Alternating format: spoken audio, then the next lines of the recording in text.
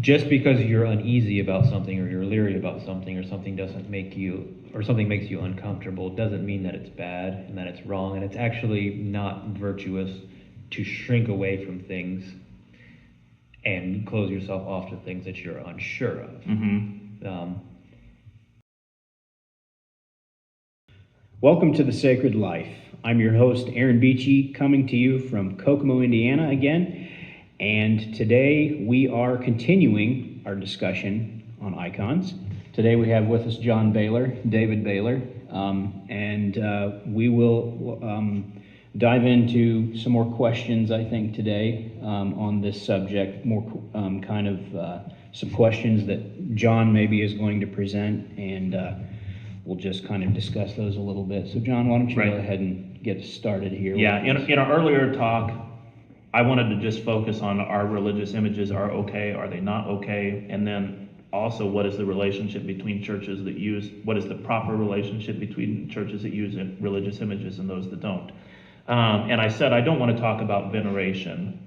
I want to keep this conversation on a little simpler level, and then we can move to that later.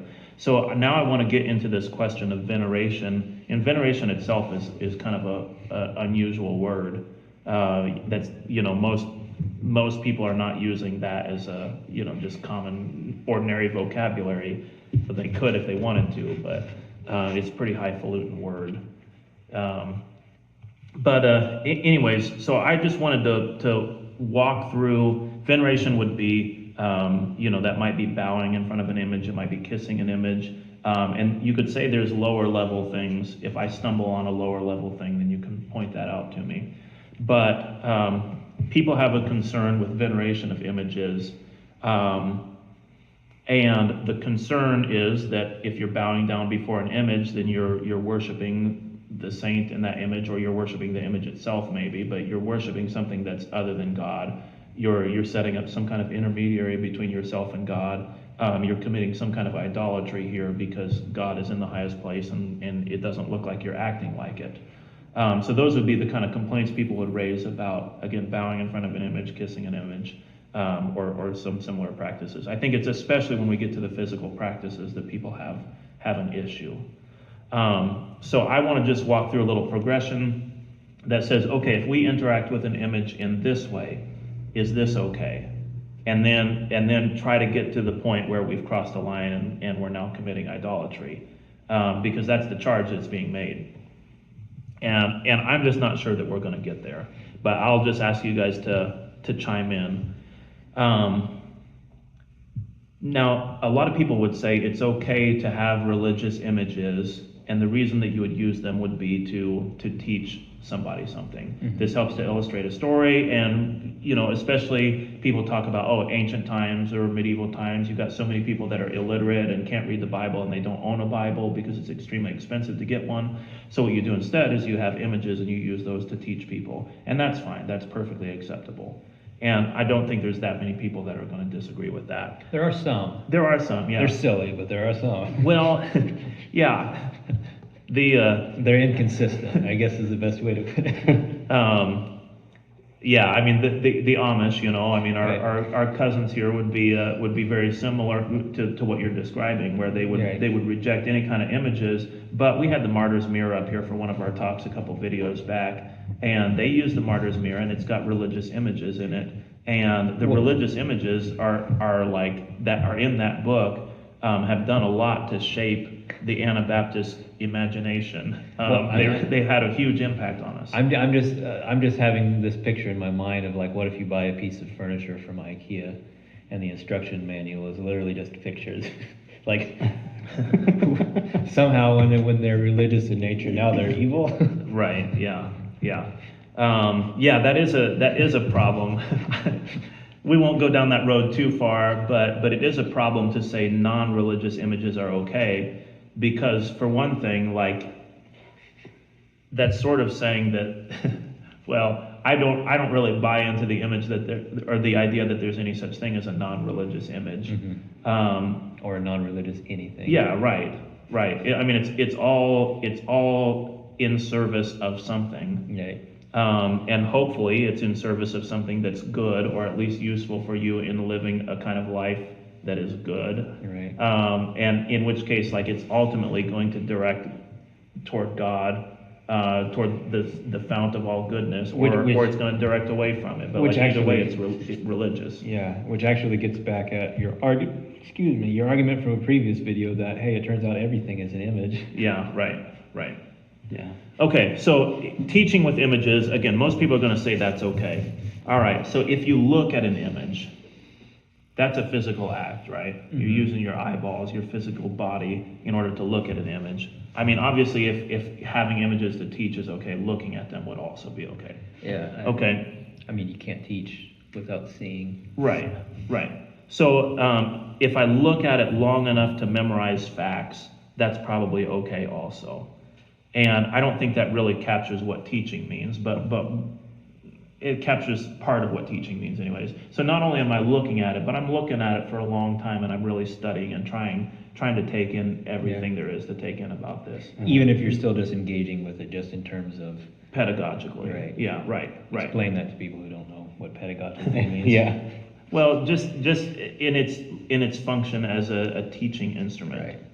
Right. So not devotionally or spiritually or Right. anything, but you could say I'm still paying a lot of respect to that picture. I'm looking at it longer than I would look at most people, and part of the way that you respect people is by looking at them and like taking in what they have to offer. Yeah. Not just with your eyes, but that happens to be the only sense that the painting appeals to or the image appeals to. Okay, so looking at it for a long time, trying to take in what it has to offer, that's okay. If I look at it and I'm trying to absorb a sense of the person or the scene that's being depicted, so not just memorizing facts, but like when I look at this, I'm trying to imagine what does it mean for Peter to walk on the water. Right, so you're engaging with it more in sense of meaning instead of just facts. Right. Well, I would say that's, maybe you would say, well, that still falls under the category of teaching, but I'm putting myself in his shoes. Right. Although I don't know if he was wearing shoes at the time. You're dealing with it in a more relational. Yeah, right. Yeah, sorry to Yeah, just- if I put myself in someone else's place, I'm imagining that I'm there, like. Yeah, even if that it's- person is not wearing shoes. Right. But there's still much more of a relationship kind of aspect to that. But absorbing a sense of the person or absorbing a sense of the scene being depicted, nobody really is going to argue against that and say that that's bad. If there's something in that experience that moves me, and I meditate for a long time on the nature of the person or story, is that okay? I suppose. Okay, good. What if while I'm meditating on it, I'm standing in front of the picture and I close my eyes? Ooh, I don't know. Okay, I think that we're probably still okay. We're probably not committing idolatry. Yeah. Okay, if I'm standing in front of this picture, and I'm meditating on it, and I close my eyes, and I'm overwhelmed with a feeling of gratefulness for something that's being revealed to me in this moment, something that I get to experience and be a part of, or maybe something that I don't have to be a part of, something that I don't have to experience. But maybe I'm moved with gratefulness to God for His works in the past. Maybe I have a desire for the work of the Holy Spirit in my life, and it's been inspired by this picture. So what you're saying? Sorry. Finish that. Okay. Well, I was going to say, moved by this profound experience of gratefulness, my eyes are already closed, and then I start to pray. All right. Yeah. So what you're saying is now through interaction with the image, you're moved to connect with other things, not necessarily just the story that's being taught. Yeah. Right. So like it's Right. drawing you into something else. Yeah. I mean, is it okay? Is there something wrong with what I've done? I don't know. What do you say, Aaron? It sounds to me like something you could have easily done while looking at a picture of your past loved one. Yeah. Who moved you to like prayer, or even like you said, communion with God. Or like looking at like a really nice rock out in the lake or something. Yeah. Causes you to reflect on. Well, it can, Right. yeah. Yeah.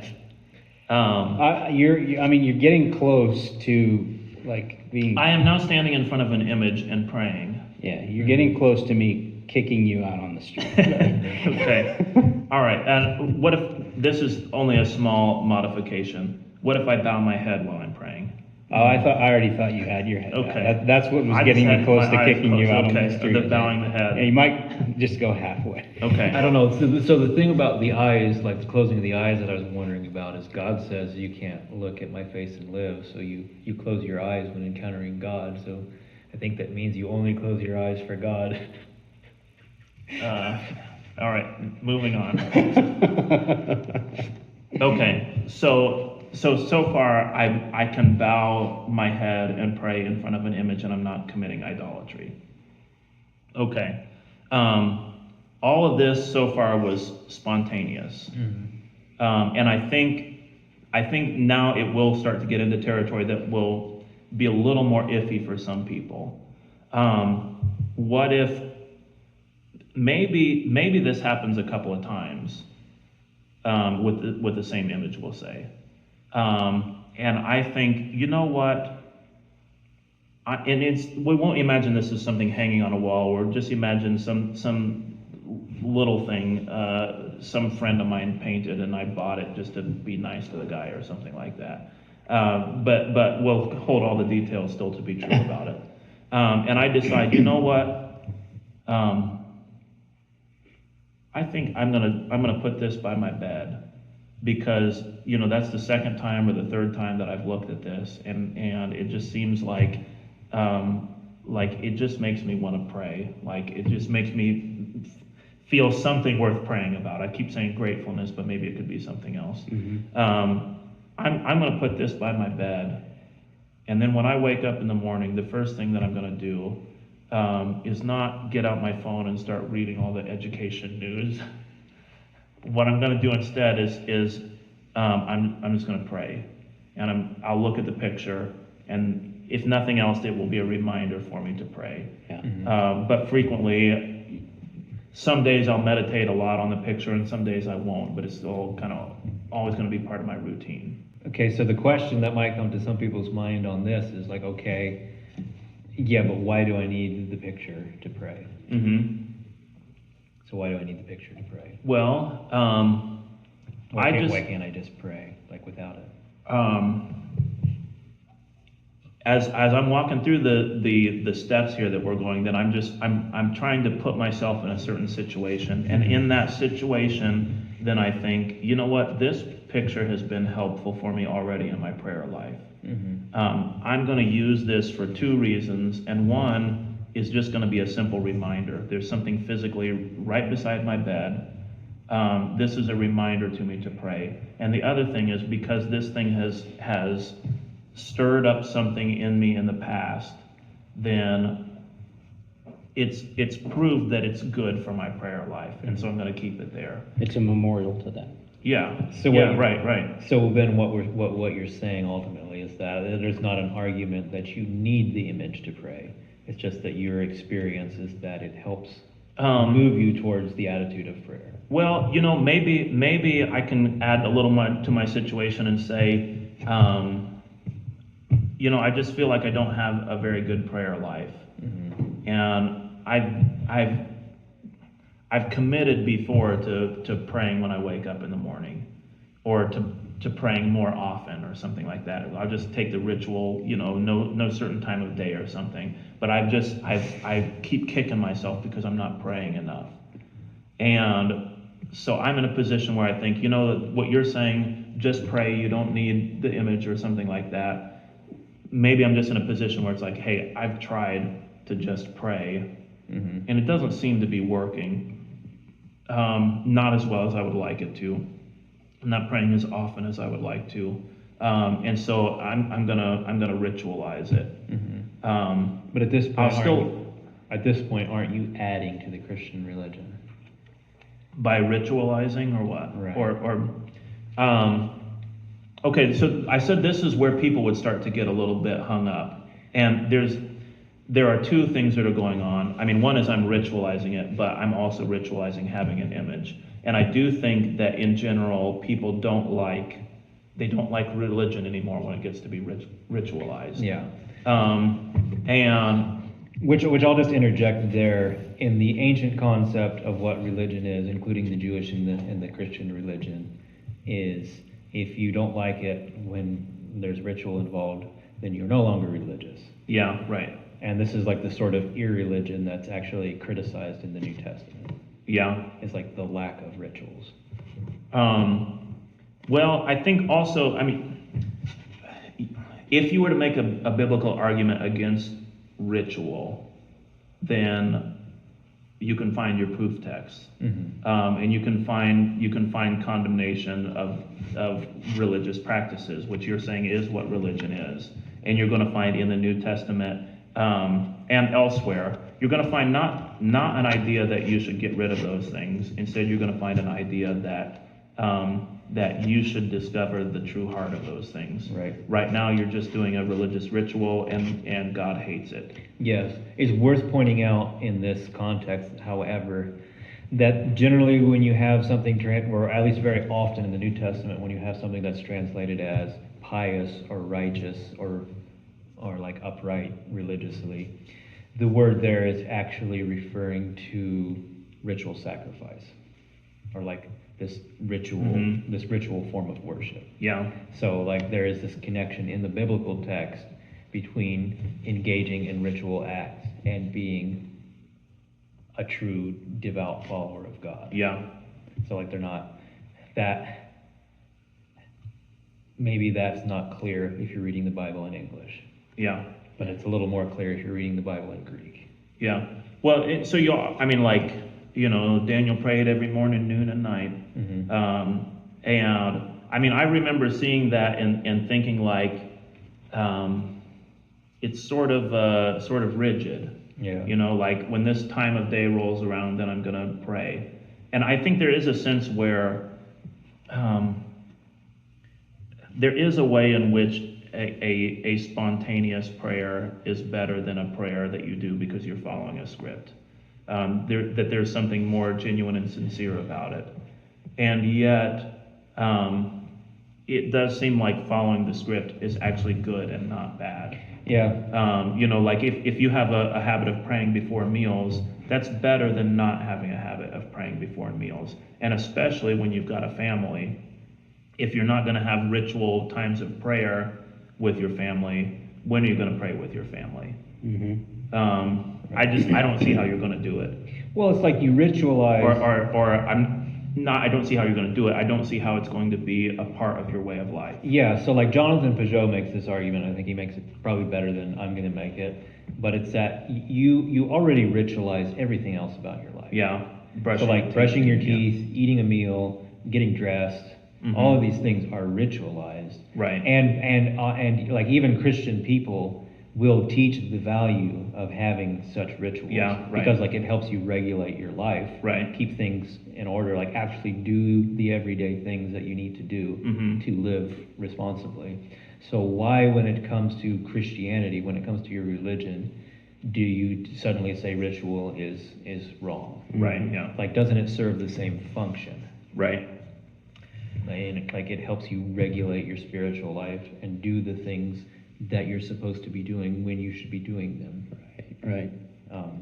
Helps you maintain things in their proper order and balance. Right. Like, isn't that the whole purpose of ritual? Yeah.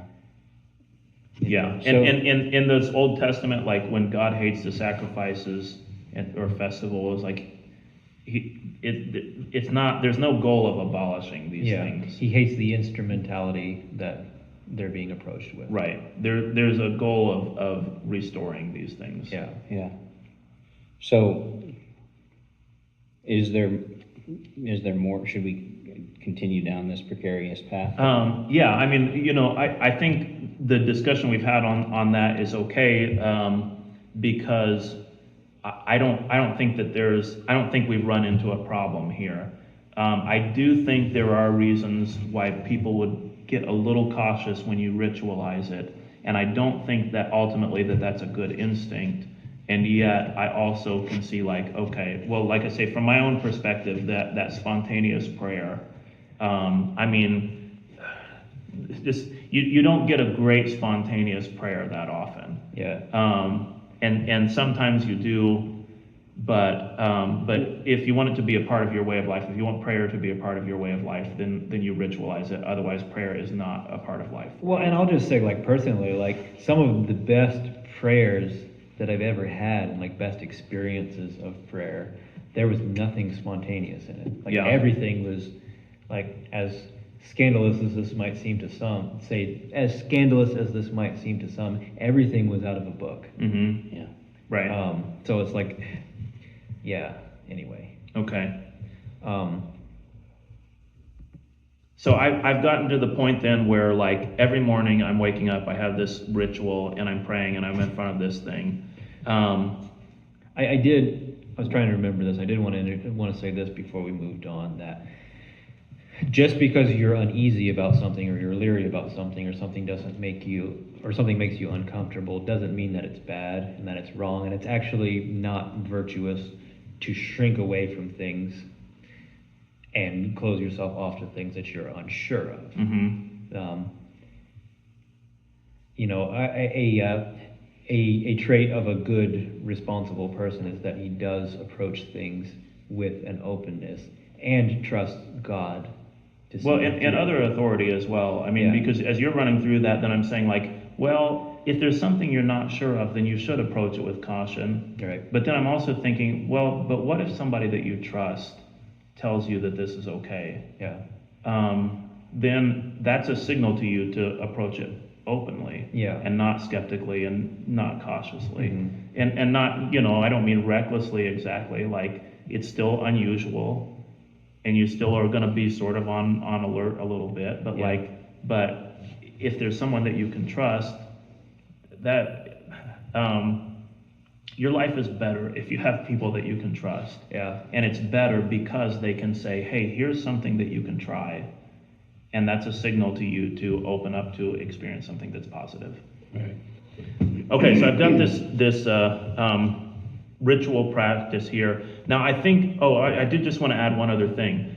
Instead of setting this thing by my bed and praying when I wake up in the morning, what if it's in the foyer in the church and I walk in and I bow my head and I pray in front of an image when I walk into the church? Yeah. I would say at that point, some people are going to start to get uncomfortable, but I'm not sure that they actually have a reason. Yeah. I mean, I think it's just going back to that matter of feelings. Okay. Well, so but explore it a little bit. Why would that be more uncomfortable than me praying at my bedside? Well, honestly, I think I'm going to attach a lot of it to like fears of the historical excesses and abuses of the Roman Catholic Church. Mm-hmm. And like those fears have been ingrained into generations of Western Christians. Yeah. Like my examination has led me to the point where I can't really find reasons beyond that. Mm-hmm. Like including my own past experiences with those feelings. Yeah, right. Is there anything else to like why that becomes a problem when it's in a church? Because in some ways that does feel different to me than something that I do privately. I think it's because people tend to look at the church as a place of worship, Mm-hmm. probably. Yeah. So you're starting to get into the idea of whether or not you're worshiping this versus worshiping Right, that. I think that plays into the idea Okay. of people being Yeah. fearful of it. Okay. I think that's good because I don't like to have an American flag up in the front of a church, and I don't oppose the American flag. Right.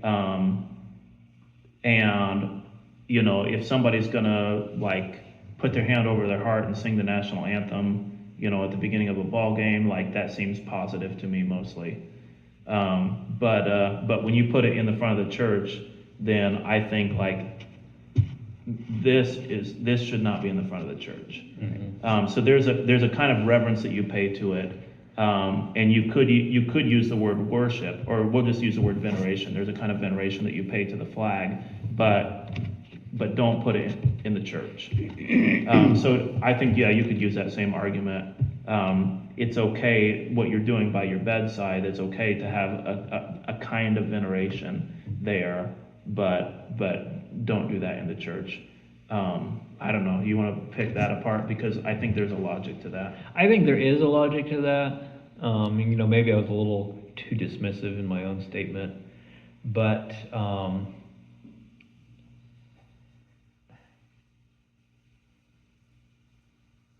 I still struggle to find an actual justification for, suddenly putting religious imagery inside of the church is wrong for this reason. Mm-hmm. Because the things that we're talking about that are wrong, the examples of things being wrong, are actually non-religious images that are being put in a religious space. Mm-hmm. And so, it's taking something that's not, that's ultimately not directed towards God, and putting it in a place where it shouldn't be. So I think the argument that you're going to make, if you're saying it's still okay to have a religious image here, is because it's still directing your attention towards God and not like some other thing. Yeah. And I would feel like as long as that remains the measure, you can probably keep going further with it. Yeah, well, I say if you have the flag in the front of your church, then probably one nation under God is an important part of your national theology, nationalistic theology. And so there is a sense in which it's connected to God, and putting it in the front of the church is a statement that the flag is under God, or that the nation is under God. I mean, maybe I could see that point if you were putting it in the foyer to the church, or even in the back of the church, but not in the front. Mm-hmm. Because the front is where your attention is drawn. Yeah, right. And so you're the act of putting the flag in the front of the church is kind of a subconscious signal that this is one of the things to which you have declared allegiance. Yeah, right. Yeah. So it's almost like you're putting nation up there with God. Mm-hmm. Yeah, and you could also interject there that the flag is like David said, the flag is definitely pointing you to something. Mm-hmm. And it's very debatable whether or not that's actually pointing you to God. Mm-hmm. However, you could also make the argument that an image, or not an image, or an icon of, say, Michael the Archangel, is definitely pointing you towards God. Yeah. Well, I think that's not going to be obvious to everybody, though. Yeah, that's true. But Right, and if you say we were talking about in the front of the church, so let's just use Mary as the example. In the Orthodox churches we've been in, we've got gigantic painting of Mary in the front of the church. Now, we'll talk about Mary in some future conversations, so I don't want to get too much into the significance of her, but somebody who's opposed to the tradition will say, no, that's not pointing you at God, that's pointing you at Mary, and you're putting her in the place of God, and that's idolatry and no good. Uh-huh. That doesn't fly. right, yeah. So, yeah, it's like David said, to some people it's not so obvious why that would, like the example I used of Michael the Archangel, why that would actually point you towards God. Right. Which is fair. Yeah. And all I would say to that is that just means you actually have to have an understanding of what's being imaged with these images. Right. I'm not going to quite agree with the argument that says, well, there's the potential for them to be misunderstood and misused, so that means that you just shouldn't have them. Because that potential exists with everything in the Oh, Christian it certainly exists with Scripture. Yeah, it exists with Scripture, it exists with baptism, it exists with the Lord's Supper, Mhm. it exists with literally every aspect of the Christian faith. Yeah, It exists especially with doctrine. Mhm. Um, We've talked about how charismatic leaders. Yeah. Well, we've talked about how doctrine was used at the beginning stages of the Reformation as basically an excuse to use the sword. So, yeah, that there's that danger with anything. Yeah, right. There's that. I mean, yeah. Anyway, you Okay. go on. Yeah. I mean, that's basically, we'll just wrap it up very shortly here. I don't have another progression in there because if we go, well, especially I wasn't intending to talk about what if the image is in the front of the church, so I guess I added another layer on there. If the practice at your bedside is okay, and the church, we'll say out in the foyer of the church, and that's not okay, then there's something strange going on where it's acceptable for me to have this spiritual practice as an individual, but it's not acceptable for me to share this with a community. You're going down the dangerous hole of individualizing your faith. Right, yeah. And well, yeah, what I'm saying is, like, if it's not acceptable in the church, and I'll point out there and not in the front of the church right now, but if it's not acceptable out there, then there is a little puzzle there where it's like, okay, so an individual faith is okay, but a faith that is shared with a community is not okay. Right. I have a hard time being able to justify why that would be the case. Yeah. I don't know what else about the spiritual life would work that way.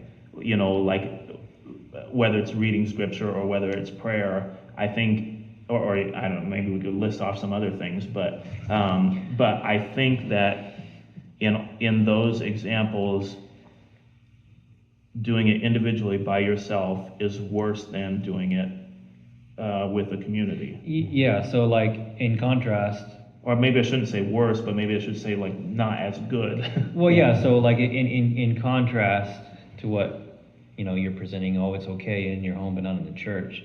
Like in an early Christian tradition, you would have the concept that religious activity that you do on your own, in your own personal life at home, is only legitimate if it's an extension of what's happening in the church. Yeah. Right. Otherwise, Yeah. it's nothing. It's not even a thing. Although you also have prayers to unofficial saints, where like within the Orthodox tradition, you have certain people that haven't been canonized by the church, that it's okay to pray to them in your home, but you're not gonna have an icon of them in a church. And the reason that or part of the reason why it's okay to do that in your home is because that's actually part of the process of someone being canonized and becoming a saint. Is like they're already working in the world before they become a saint. So you actually need to have people praying to these unofficial saints before they're going to be welcomed in the church. Well, so there you do have an example where it's okay at home, but we're not going to do it in the church. That opens a whole other can of worms that we're not No, prepared to go into yet. Yeah, it does, right. Right, yeah, definitely. Yeah, and I guess I would briefly say, I don't think we're gonna cover this in this video, but like when you're moving on to the next stage of things like bowing down or kissing images, like how do you make that connection? And I guess what I would say to that for now is we're going to need to step back and take a close look at the idea of worship as it's presented in the scripture. And in right. the Yeah. We won't get into that. I mean, mostly what and then I don't know if I'm quite prepared to go all the way to the thing that's in the image that's in the front of the church. I don't think I can carry everyone along with me in that. I think the part where it's beside your bed and you're praying ritualistically, bowing your head in front of an image and praying ritualistically every morning, I don't think there's that much room for anybody to really complain about that. Right. When you move it into the church, we brought up a few different reasons why somebody might become like a little uncomfortable with that. But again, that idea of it's okay as an individual practice, but not as a community. It doesn't sit very well. Even though we can see a couple of examples where, okay, there are some things that you would do as an individual that you wouldn't do as a community, but for the most part, like the good things in your spiritual life, you do share with other people, and they're for the benefit of the whole church, Right. and not something privately for you. So, I have a hard time like drawing a line that says not acceptable in the church building. And then, like I say, when you put it on the altar, I don't want to try to take this conversation, or not the altar, but in the front of the church, I don't want to take this conversation in that direction. I don't want to go that far with it. But I do want to say at least that it seems pretty acceptable for somebody to ritualistically bow in front of an image in a church and pray. Without them crossing some line where they're now committing idolatry. Yeah. Yeah. I think that's fair to say. I think at least the three of us have an understanding of that. Yeah. Good, I convinced you. Yeah, I wasn't so sure. Well, again, we thank you for being with us today, and please participate in this discussion. Offer your comments and your thoughts. Criticisms, even your own skepticisms. Yeah, and I'll say mostly a lot of my goal, because this isn't part of my tradition or part of my personal practice. Right.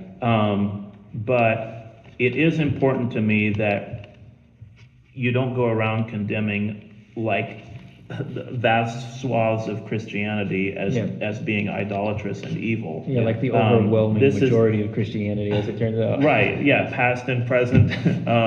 This is, if that's legitimate to do, then fine, condemn them as heretics. But I want to encourage people to just be extremely cautious before doing that, and especially when it's most Christians in the present and in the past. It just seems like you're getting into shaky territory where you say I'm right and they're all wrong. Right. And it's better to come with respect and to see what is ultimately to see what's good and beautiful and edifying in their tradition, or in the not just their tradition, but in the witness of the church through the ages. Like ultimately look for the good and the beautiful in that. Yeah. But in the meantime, at least don't approach with condemnation. Yeah, and also to say, like in one of our previous discussions in videos, we mentioned the idea that maybe we are more of a basic practice, like Anabaptists are more of a simplistic practice and approach to things. And we can understand and we can see the symbolism in that simplicity, but we need a connection to those that go into, use the icons or things like that, so we can make sure that we understand the full scope of things and have a grasp on the full scope of things. And I think that ties into what you just said right there. Mm-hmm. A respect for those things. And I guess I'm going a step even slightly further, which is to say, what if, you're looking at other people and saying they're wrong. Have you ever considered the possibility that maybe you're wrong? Yeah. Like, I'm not saying that you are outright, maybe I kind of am, but like, are you just approaching things at just accepting everything that you've been told at face value without examining it critically and considering, like even being open to the possibility that, you might be mistaken about some things. Right. And your insistence on you being correct is hindering you in some way, or maybe even damaging the church. Right. Well, again, thank you for being with us today, and we wish you peace in Christ.